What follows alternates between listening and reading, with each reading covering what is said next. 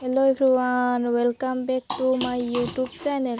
তো আজি মই আমৰ আচাৰ বনাব লৈছো। তো এইটো আমটো গোটেই ভালকে ধুই ললো, পিছত অলপ সৰুকে কাটি ললো। তাৰ পিছত ইয়াত কাটাৰ পিছত এতিয়া মই নিমখ আৰু হালধি লগাম। তো এইটো নিমখ আৰু হালধি লগালো, তো ভালকে মিহলি ললো। তাৰ পিছত এতিয়া মই ৰ'দত দিম। ৰ'দত কেইদিনমান দিয়াৰ পিছত এইটো ইফালে মছলা কিটা ভাজি আছো, বনাবৰ কাৰণে ৰেডি কৰি আছো।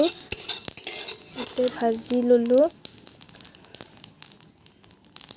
আৰু ইফালে মোৰ আমৰ আচাৰ বনাবলৈ এইটো আমৰ শুকা হৈ গ'ল, এতিয়া ৰেডি।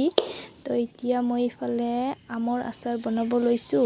তো এইটো বনাই আছো আমৰ আচাৰ। মই বেছি মছলা এড কৰা নাই, তো একদম সিম্পল পদ্ধতিৰে বনাইছো মই।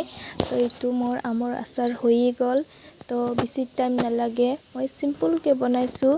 আপোনালোকে যদি ভাল পায় এনেকৈ বনাবও পাৰে মোৰ নিচিনাকৈ। তো বাই বাই গাইজ, ভাল লাগিলে সাবস্ক্ৰাইব কৰি দিব। আজি